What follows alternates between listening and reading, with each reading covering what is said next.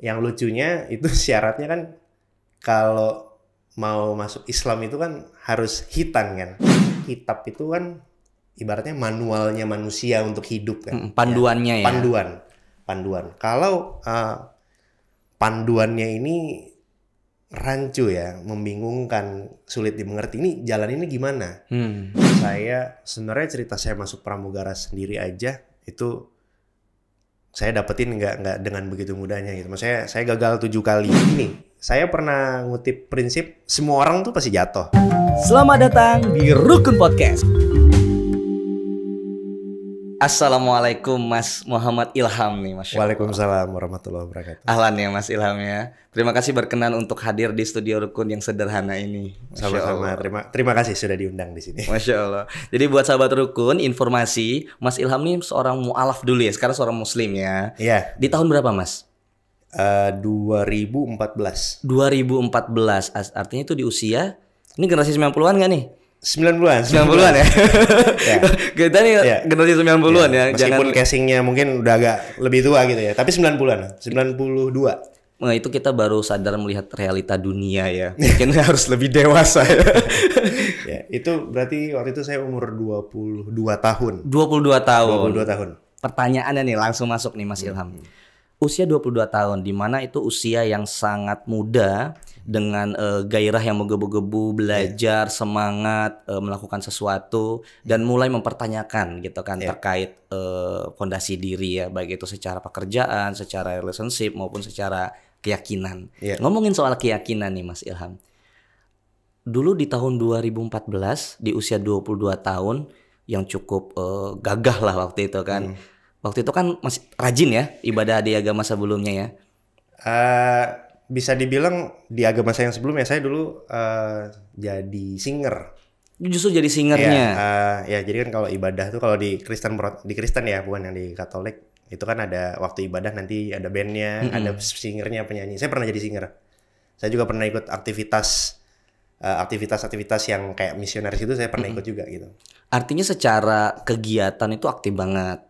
Bisa dibilang gitu ya. Aktif banget lah anak-anak. Kalau misalnya kita umat muslimin kita semua ini generasi masjid lah ya. Iya, bisa dibilang gitu. Pengurusnya, kegiatan-kegiatan remajanya. Nah, apa yang menjadi awal mulai berpikir untuk melihat dari kacamata seorang Mas Ilham terkait Islam hingga akhirnya mau hijrah? Oke. Saya tumbuh sebenarnya dari keluarga yang kalau dari keluarga ibu itu semuanya Kristen. Tapi kalau dari keluarga ayah, kakak beradik ada yang Muslim juga. Oke. Kakak beradik. Jadi saya punya sepupu Muslim gitu ya. Terus teman sekolah, itu tetangga, itu lingkungan saya juga banyak Muslim gitu. Nah tadi yang saya cerita itu waktu saya masih aktif di gereja, kurang lebih dari saya SMP sampai saya SMA. Nah saya sebenarnya banyak melihat akhirnya dan berbaur dan berinteraksi ya dan mengenal orang-orang Islam itu begitu saya lulus SMA saya kerja. Nah saya kerja kan jadi banyak orang Muslim kan yang melihat mereka pada saat pada saat waktunya sholat mereka break untuk sholat gitu ya. Pada saat lebaran mereka saya ngelihat mereka benar-benar ya nggak makan ya dari subuh sampai maghrib gitu kan. Tuh. Nah saya mulai dari pas umur saya berarti sekitar 18-19 tahun itulah. Akhirnya saya mulai banyak mengabsorpsi kebiasaan orang Muslim di lingkungan saya. Oke. Bertambahnya waktu, cuma saya lupa tepatnya di umur berapa, saya mulai nemuin banyak hal-hal yang buat saya ragu di agama saya pada saat itu. Oke. Yang pertama adalah tentang hal Trinitas. Oke. Ya, mungkin ini umum mungkin ya untuk para mualaf yang agama. Karena itu kan fondasi masalah ketuhanan ya paling penting ya. Betul. Jadi saya tuh udah banyak bertanya, baik dari pendeta muda, kalau nggak salah kita terus ada juga kayak pengurus gereja, terus kalau nggak salah saya juga pernah bertanya, kalau nggak salah ya orang yang sedang lakuin pendidikan di ilmu teologi. Kalau nggak salah ya. Intinya saya banyak bertanya tentang Trinitas ini gitu loh kan, karena cukup membingungkan kan. Ada Bapa, ada Putra, ada Roh Kudus kan ya. Ada Tuhan, ada Yesus, tapi Yesus kita sebut Tuhan Yesus juga gitu kan ya. Lalu kita juga anggap Roh Kudus juga kan. Nah itu saya nanya bagaimana definisinya, bagaimana korelasi antara tiga tersebut itu. Tapi jawabannya selalu beda-beda setiap orang yang saya tanya. Oke. Tidak ada dasar yang tetap gitu. Malah kebanyakan saya habis nanya saya makin bingung. Nah rata-rata kalau kita udah nanya terus nggak rata-rata sih, tapi ada beberapa yang kalau kita nanya kita bingung, kita makin nanya ditimpalin dengan ya udah kamu harus beriman dengan itu, intinya gitu. Itu maksudnya dengan beberapa orang yang memang pemahaman dan pembelajarannya memang fokus ke sana belum bisa memuaskan jawaban dari Mas Ilham. Betul. Terus yang kedua dari kitabnya. Jadi apa namanya? Saya kan Alkitab itu kan dari bahasa Ibrani kan. Ya, lalu di Indonesia kan diterjemahkan jadi bahasa Indonesia gitu. Terus ada juga gereja-gereja di Indonesia yang kalau ibadah mereka pakai terjemahan yang bahasa Inggrisnya. Ada juga. Nah, satu ketika saya ibadah pernah mereka pakai bahkan mereka bahas satu ayat, tapi mereka mengutip dari 3 versi terjemahan. Gitu. Jadi di situ saya lihat gini, kenapa kok ada banyak banget versi terjemahan gitu. Ini jadi membingungkan, jadi rancu lah intinya. Apakah 3 versi itu berbeda-beda secara penjabarannya? Waktu itu yang dibahas adalah yang pertama versi terjemahan bahasa Indonesia yang dipakai memang yang dirilis dari, saya lupa ya, dari badan resmi. Intinya gereja-gereja Indonesia nih kalau mau pakai Alkitab yang ini ya. LAI. LAI. Oke, terus dia pakai mengutip dari yang terjemahan bahasa Inggris. Lalu yang ketiga adalah Alkitab yang mereka terjemahkan dari komunitas Kristen mereka sendiri. Gitu. Jadi dari 3 itu mereka mengutip. Nah itu saya lihat bingung gitu. Jadi kenapa? Jadinya kan mereka nggak bahas satu, lalu nanti mereka geser tarik lagi ke yang ini. Nah kalau di sini ini artinya lebih dalam nih. Mungkin tujuannya itu ya. Nah itu jadi waktu itu saya ngerasa gini, kitab itu kan ibaratnya manualnya manusia untuk hidup kan. Panduannya ya. Panduan. Kalau panduannya ini rancu ya, membingungkan, sulit dimengerti, ini jalan ini gimana? Dan jujur opini saya pribadi, saya melihat ada pihak yang melakukan hal-hal tersebut untuk tujuan pribadi gitu. Tujuan pihak tertentu gitu ya, bukan tujuan pribadi. Nah, saya menemukan dari atas keraguan hal-hal tersebut, saya nemuin jawabannya di Islam. Apa yang bisa dilihat dari Islam jawaban itu? Yang saya pelajari dari Islam ya, menjawab dari keraguan saya yang pertama, di Islam itu straight menyebutkan bahwa Allah Tuhan itu satu. Satu, tidak disekutukan ya, tidak beranak, gitu, strict satu. Bahkan kita menghormati Nabi kita Muhammad ya, beliau yang menyampaikan kebenaran dan agama Islam yang sempurna ya. Tapi sangat jelas bagaimana membedakan Allah dengan Nabi Muhammad yang seorang manusia utusan Allah, gitu. Itu yang saya akhirnya saya dapat pedoman atau manual atau petunjuk hidup yang sangat jelas gitu ya. Lalu Al-Quran itu sendiri bahasa Arab. Kita pergi ke belahan dunia manapun, Al-Quran bahasanya bahasa Arab. Gitu. Jadi satu bahasa. Gitu. Jadi kita yang harus belajar bahasa Arab tersebut kan. Dan tata caranya semuanya sama. Kan nggak ada kita baca ya, kalau di Indonesia belajar sama ya, semua di belahan dunia pun gitu kan. Nah, dua hal tersebut lah akhirnya yang buat saya yang tadinya sekedar melihat lingkungan ada orang muslim ya, puasa seperti ini ya, lama-lama belajar dan bertanya-tanya sama teman secara dengan niat maksud mau belajar tentang Islam. Tapi ketika itu mencoba untuk mengobservasi dari keyakinan lainnya atau langsung ngeliat Islam karena sebagai kedekatan lingkungan yang membangun framing, oh ada ini, ada Islam gitu? Langsung Islam. Langsung Islam. Karena saya gimana ya, kan kalau ada agama lain yang dewa-dewanya ada banyak gitu ya. Ada juga agama lain, intinya sih gini, kenapa saya tuju Islam? Karena tauhidnya itu. Betul, karena tauhidnya. Ya, karena Allah, Tuhan itu nggak berwujud, nggak ada gitu. Dia pencipta langit dan bumi gitu. Saya setuju sama itunya, makanya saya langsung ke Islam. Gitu. Saya nanya-nanya sama teman-teman kan, terus yang lucunya itu syaratnya kan kalau mau masuk Islam itu kan harus hitan kan. Iya, iya. Saya pada umur tersebut, saya mulai kan umur 22 ya. Iya. Saya waktu itu prosesnya kalau nggak salah umur 20 kalau nggak salah. Ya yang udah mau siap masuk Islam kan. Iya, berarti 2 tahun ya masa transisinya ya. Betul. 2 tahun benar. Iya. 2 tahun. Selama itu saya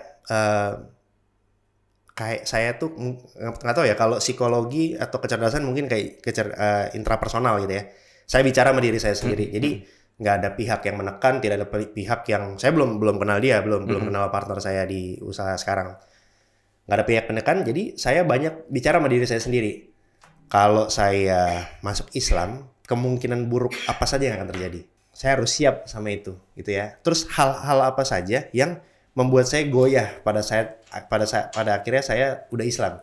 Termasuk sampai itu difikirkan juga ya? Pikir, dalam 2 tahun itu.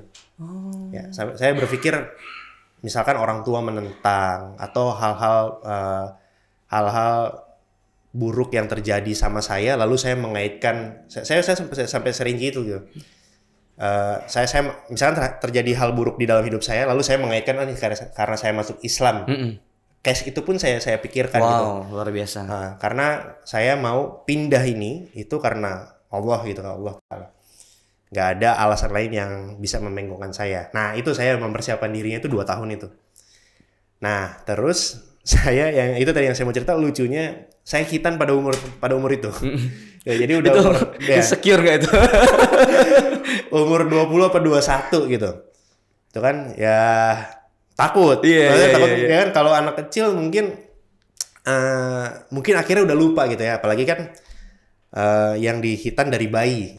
Tapi alhamdulillah setelah hitan kan udah oke semuanya. Pokoknya setelah 2 tahun itulah 2014 terus saya masuk Islam. Itu di bulan Januari.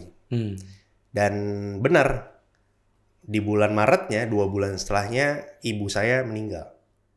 Ini tidak ada hubungannya, tapi ini adalah salah satu case yang pernah saya pikirkan selama 2 tahun saya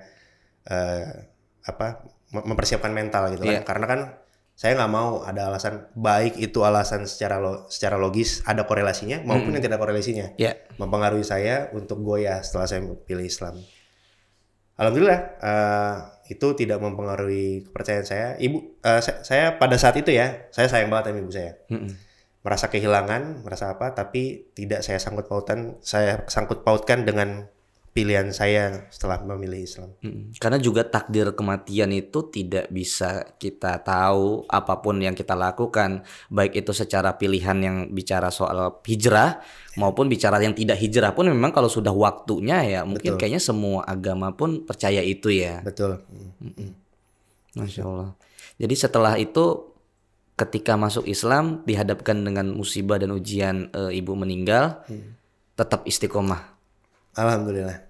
Ada lagi yang biasanya naik turun nih, atau ketika observasi selama 2 tahun, ketika masuk kok ada yang berbeda nih, kayaknya nggak ini nih, ada nggak seperti itu Mas? Nggak ada sih, tapi saya waktu itu belajar yang apa ya? Saya belajar sholat. Nah, cuma sayangnya berapa tahun ya saya Muslim itu hanya sholat aja yang saya bisa, yang saya sayangkan dari waktu yang sudah terbuang sia-sia. Itu aja sih paling. Masya Allah. Gimana kita nih sahabat rukun nih yang lahirnya udah Muslim nih, sholat masih bolong-bolong nih, Masya Allah. Tapi itu nggak apa-apa Mas. Maksudnya artinya kalau saya kan tidak bisa menilai ataupun itu kan kita semua punya kegiatan, punya langkah, punya aktivitas yang memang itu yang menilai diri kita sendiri, dan itu dipertanggungjawabkan kelak sama Allah ya. Tapi kalau bicara soal sholat, saya sih setuju banget karena menurut saya dan banyak yang mungkin saya pelajarin itu adalah fondasi kita sebagai umat muslim.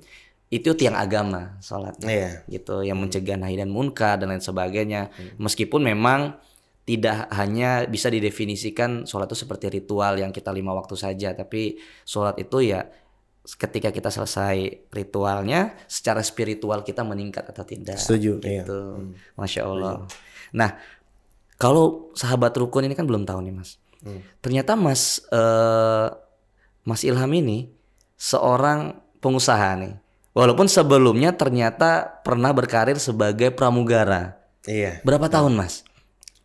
9 tahun. 9 tahun? Iya. Wow, luar biasa, itu cukup lama ya. Iya. Tapi kan ini kita belum bicara jauh soal pramugara. Cuman pramugara itu kan anak muda tuh wah keren sih gitu kan. Saya juga waktu itu temen jadi pramugara, kayaknya keren banget, fulusnya banyak gitu kan. Kemudian rapi, bisa keliling kemana aja, bahkan bisa keliling dunia gitu kan. Apa yang membuat Mas Ilham akhirnya hijrah mau jadi seorang pengusaha? Saya sebenarnya cerita saya masuk pramugara sendiri aja itu saya dapetin nggak dengan begitu mudahnya gitu. Maksudnya saya gagal 7 kali, yang ke-8 saya baru terima. 7 kali? 7 kali gagal dulu. Oh berarti nggak ketika tes langsung masuk ya? Nggak langsung masuk juga. Susah ya ternyata ya? Susah. Masya Allah. Nah saya 7 kali gagal. Terus waktu itu saya juga mengalami momen di mana saya nanyain diri saya sendiri. Saya akan berkarir panjang di sini nggak gitu. Tapi waktu saya kerja di pramugara, saya ngelihat banyak hal yang saya dapat di sana ya, banyak kemampuan dan skill dan insight dan wawasan juga yang saya dapat di sana gitu. Nah sampai akhirnya kenapa waktu itu awal-awal saya belajar usaha gitu, tujuannya gini waktu itu saya gaji alhamdulillah besar, alhamdulillah besar, tapi pada saat itu adik saya 3 masih sekolah, orang tua udah nggak bekerja, jadi saya tulang punggung. Nah saya merasa dengan gaji besar itu, kalau saya hidup sendiri saya cukup, alhamdulillah. Tapi kalau dengan tanggungan seperti itu, saya boro-boro saya maksudnya bisa nabung atau mau beli rumah atau mau menikah apalagi gitu ya. Maka dari situ saya pikir ini kalau kerja begini aja nggak cukup. Itu awal pemikiran saya. Pramugara aja nggak cukup ya? Iya. Nah, jadi saya belajar bisnis, belajar usaha. Nah, belajar usaha pelan-pelan. Akhirnya saya mikir, kayaknya usaha nih yang bisa nih, yang tepat. Tapi saya tahu bahwa nggak akan semudah itu. Usaha kan yang kita lihat enak itu kan orang yang udah jadi kan, yang udah sukses kan. Nah, di awal ini prosesnya tuh sulit. Jangankan sampai diproses, kita mikir mau usaha apa ya? Itu aja susah menentukannya, susah, benar kan? Mikir milihnya belum, terus kita jalanin gagal, nyoba lagi gitu kan ya. Nah akhirnya saya mikir, bukan cuma dari kebutuhan finansial ya, tapi akhirnya saya nemuin yang paling utama. Akhirnya saya dalam proses saya jadi pramugara dan belajar usaha itu saya nemuin alasan yang paling utama adalah saya waktu itu berbarengan dengan saya udah mulai, saya mau sholat 5 waktu. Nah lagi terbang ini itu sulit karena kadang-kadang kita misalkan ya lagi azan subuh, kita lagi take off gitu ya, akhirnya sholat subuhnya nggak bisa dikerjain pada saat itu di tempat yang proper kan. Jadi kita biasanya tayamum lah gitu ya, atau kan kalau lagi landing, lagi terbangnya pendek-pendek gitu ya, misalkan ke cuma 1 jam antar kota ya, cuma 1 jam, nanti udah harus take off lagi, udah harus lagi. Jadi dengan di situasi lingkungan kerja ada yang tuntutan waktunya seperti itu, menjalankan ibadah 5 waktu di masjid itu sulit gitu. Makanya akhirnya waktu itu saya belajar usaha awalnya alasannya karena finansial. Lalu saya merasa kalau alasannya karena uang semata, saya rasa ini nggak akan memudahkan jalan saya. Ya, akhirnya saya menempatkan nomor 1 alasannya adalah karena agar saya bisa beribadah dengan tenang lah di masjid gitu ya. Meskipun saya tahu di Islam juga memudahkan lah. Maksudnya gimana cara orang sholat dalam perjalanan gitu kan, segala macam lagi safar. alasan utamanya akhirnya, oke, saya nanti suatu saat saya berhasil di usaha, ya, saya tidak perlu kerja lagi. Saya bentuk sistem berjalan, saya cukup monitoring, lalu saya bisa yang pertama melaksanakan ibadah. Masya Allah. Insya Allah tepat waktu. Waktu itu alasan utamanya. Yang kedua, saya berangkat dari keadaan keluarga juga yang tidak harmonis. Ya. Dalam proses itu semuanya bersamaan. Saya mikir kalau saya berkeluarga, saya mau jadi keluarga yang seperti apa gitu. Oh, saya mau jadi seorang ayah yang memimpin keluarganya, punya keluarga harmonis, punya hubungan masing-masing antar anggota keluarganya itu erat dan kuat gitu ya. Nah, itulah tujuan saya juga yang kedua, alasan saya yang kedua, saya usaha itu supaya suatu saat saya bisa ngebina banyak waktu saya untuk keluarga gitu. Betul. Untuk istri dan terutama untuk anak. Itu untuk tumbuh kembang anak. Itu tujuan saya yang kedua. Yang ketiga baru masalah finansial gitu ya. Karena saya ngelihat, saya tidak mendiskreditkan orang yang bekerja, tidak ya. Saya apresiasi orang yang bekerja tapi tetap tanggung jawab di rumahnya itu dipenuhi. Saya apresiasi. Tapi saya ngerasa kalau ada opsi yang bisa saya punya banyak waktu di rumah, kenapa enggak gitu? Kenapa enggak saya jalankan? Intinya kayak gitu. Akhirnya itulah saya belajar usaha. Saya banyak sebelum ke Pak Mandu Mile ini banyak. Dulu saya pertama belajar usaha tuh karena kita punya akses ke luar negeri ya, murah, dan kita paham alurnya, jalur barang masuk. Saya usaha waktu itu pertama kali pakaian wanita.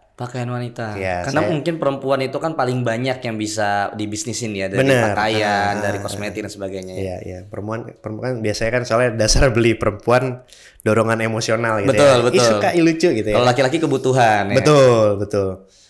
Nah, suka lucu, beli belum tentu di pakaian. Itu kenapa saya waktu itu milihnya pakaian wanita. Nah, lucunya pengalaman saya ini, saya cuma tahu tempat di mana beli. Nah ini ya, dari beberapa pengalaman saya, akhirnya saya sadar bahwa kalau dalam dunia bisnis, banyak orang ngerti jalur distribusinya, banyak orang ngerti how to produknya, how to make it-nya, tapi nggak tahu cara selling atau marketingnya. Jadi kalau untuk pengalaman saya sendiri, menurut saya ilmu yang penting tuh marketing dan si salesnya ini. Nah lucunya waktu itu pengalaman saya belanja ke Bangkok, belanja baju tuh sampai 40 juta kayak gitu ya. Itu banyak banget baju yang saya belanjain. Balik ke Indonesia, bajunya udah ada, saya baru mikir, ini jualnya di mana ya? Iya benar. Itu konyol banget sih, lucu banget. Ya tapi dengan angka segitu baru kepikiran juga itu. Iya. Itu waktu itu sama temen belanjanya kan, ini lucu nih, yang ini pasti laku, yang ini itu. Nah, jadi kita nggak dari itulah. Saya paham bahwa setelah yang pengalaman pertama saya itu, langkah saya berikutnya, nyobain usaha berikutnya, saya harus nggak boleh naif. Kita harus, kita punya visi yang jauh tuh boleh, tapi harus punya mental yang kuat kalau ini jatuh dan anggap ini sebagai pelajaran. Jadi hal yang tidak saya lakukan adalah saya tidak riset pasar dulu, nggak tahu dulu channel penjualannya di mana. Kebutuhan masyarakat di Indonesia seperti apa juga, perkotaan ya.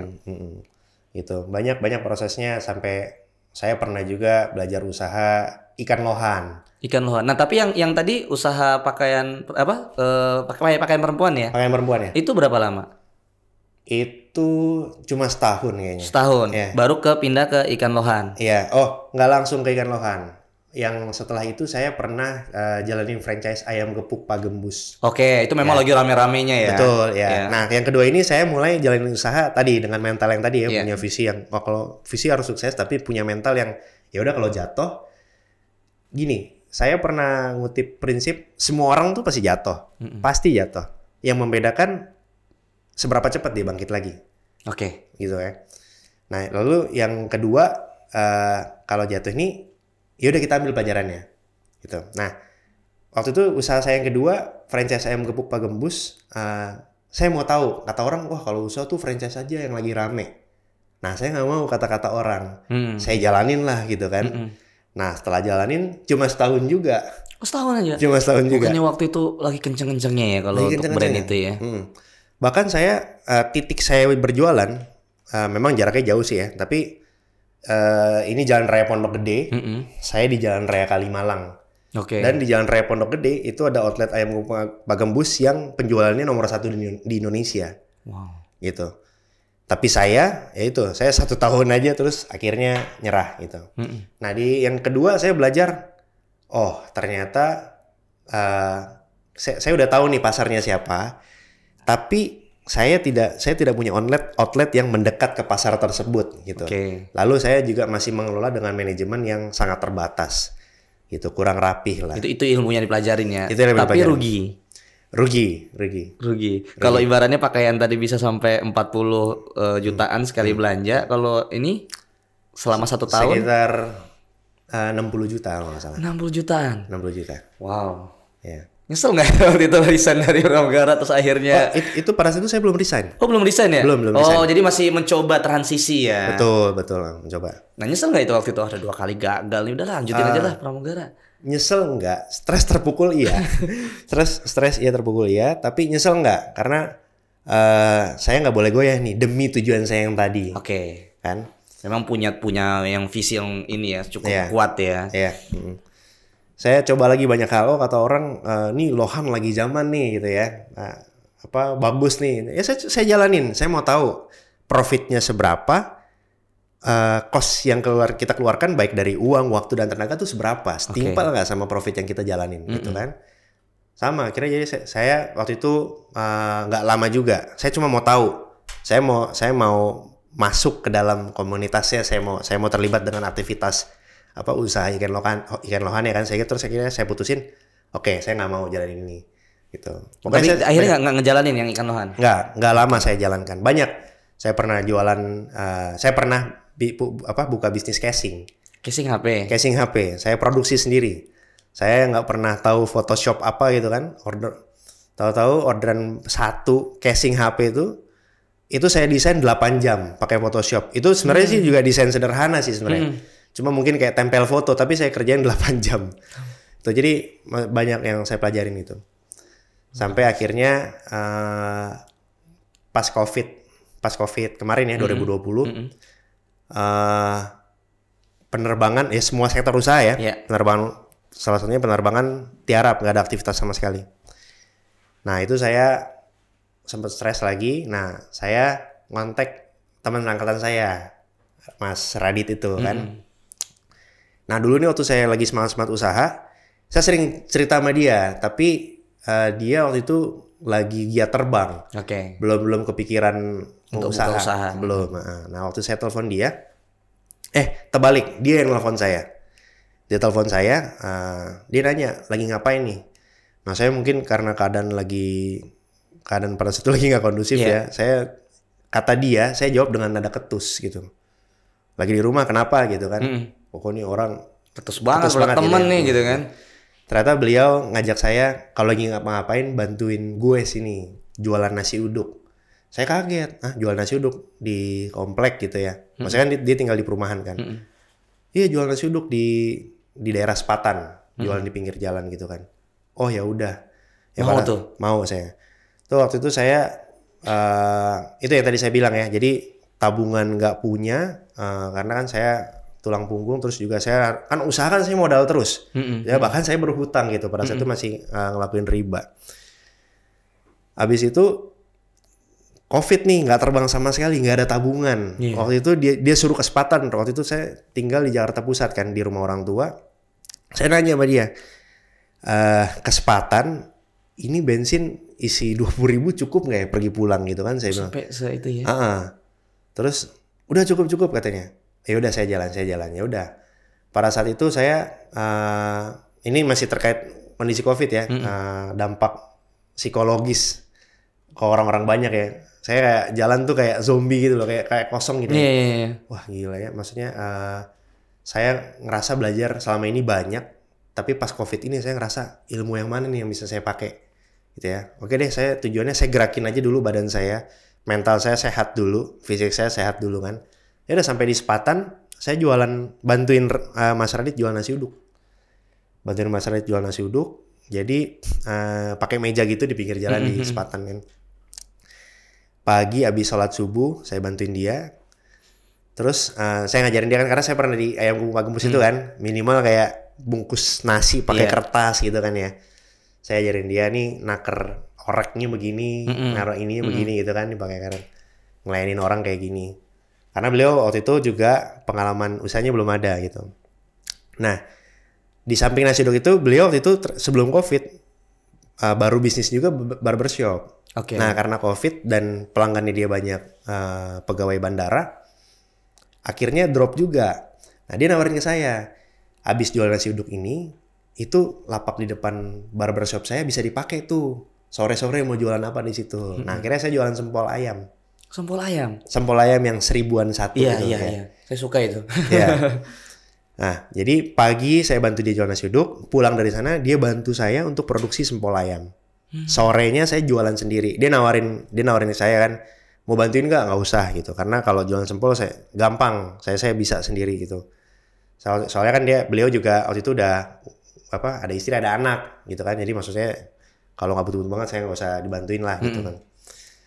Jualan sempol. Nah itulah akhirnya 3 bulan kita ngejalanin kayak gitu, ngerasa dari sisi saya ngerasa mental udah sehat, fisik udah segar lagi nih. Terus sudah ketemu sama-sama sefrekuensi kan, sekarang suka sama-sama dagang. Saya udah ajak, ke booster lah ya. Ya, saya ajak dia. Mau nggak kita kelola usaha yang kalau ini kan kita sendiri-sendiri nih, untuk hidup setiap bulan alhamdulillah bisa. Tapi mau nggak kita garap sesuatu yang insya Allah bisa besar. Itu kita garap serius gitu. Nah, beliau setuju mau. Oke, tapi harus fokus. Nggak bisa kita tetap jalanin si nasi uduk sama sempol ini. Gitu ya. Kita manfaatkan waktu itu tidak terbangnya kita. Itu karena kan nggak terbang cukup lama. Sampai mungkin setahun kali ya. Iya, karena COVID kan memang berhenti semua ya. Iya, jadi itulah akhirnya kita research dulu, brainstorm dulu, mau jualan apa nih gitu kan. Jualanlah kepak madu Mael. Kita pilih kepak madu, itu makanan khas Malaysia. Jadi di Malaysia sendiri itu snack. Tapi di Indonesia pas kita riset kan ketemu nih bumbunya enak. Ini sayang cuma kalau dimakan dicemilin. Iya. Enak pakai nasi gitu. Karena kan kita kan memang budayanya apa pakai nasi. Iya, benar. Ide dari beliau, oke kita pakai nasi Hainan aja. Nasi Hainan itu biasanya didapetin di chicken rice Singapura. Nasi Hainan. Jadi makannya kapak madu pakai nasi Hainan. Nah, makanya kapak madu, kalau makan kapak madu pakai nasi Hainan itu yang bawa kita ke Indonesia. Itu pertama. Kalau yang jualan kepak madu aja udah ada yang duluan. Tapi kalau dikolaborasikan dengan nasi Hainan, difusionkan, itu kepak madu Mael yang bawa ke Indonesia. Masya Allah. Tahun berapa itu berdirinya, Mas? 2020 pas 2020. COVID. Iya. Berarti sekitar udah 2 tahun mau naik jalan ketiga ini ya berarti ya. Jalan ketiga. Masya Allah. Kepak madu Mael ya. Kenapa namanya Mael tuh? Kita pilih Mael relate dari si film Upin Ipin. Karena di situ ada tokoh kartun Mail. Oke. Mael kan di toko itu dia seneng dagang. Iya. Salah satunya dia pernah dagang kepak madu ini. Gitu dia 2 singgit. Iya, dikit-dikit 2 singgit. Iya. Kita pakai nama Mael dan alhamdulillah pemilihan nama Mael ini orang cepet relate-nya. Jadi kalau lagi lewat kan waktu itu kita jualan di Pasar Lama kan. Ini yang di Upin Ipin nih, ini si Mael nih gitu. Berarti secara tidak langsung sudah di branding lewat film Upin Ipin ya? Iya, ya itu salah satu faktor juga yang membuat bisa viral juga gitu. Pemilihan terus selain si konsep usahanya juga yang menarik juga. Itu kan sayap dibentangkan terus ditusuk pakai garpu stainless gitu. Untuk belinya bisa 2 pieces, bisa 5 pieces, bisa 8 pieces atau 1 tusukan gitu. Oh, memang tapi pemilihannya atau memang yang tersedia di paha ya? Ini sayap. Oh, sayap ya? Ya. Wah. Wanginya sih memang udah dari masuk studio sebenarnya jujur ya. Kan udah dari studio dari awal ya. Tuh wanginya udah wow. Teman-teman juga udah ini kayaknya luar biasa nih, enak nih, Masya Allah nih. Ini buat sahabat rukun nih. Jadi ini dijual berapa, Mas? Per porsi ya berarti per porsi, ya. Dia 2 pieces sama nasi Hainan itu 35.000. 35.000. Iya. Sudah berapa toko sekarang? Selama 2 tahun. Total outlet selama 2 tahun 14. 14 outlet. Iya. Tapi sekarang beberapa sudah ada yang tutup.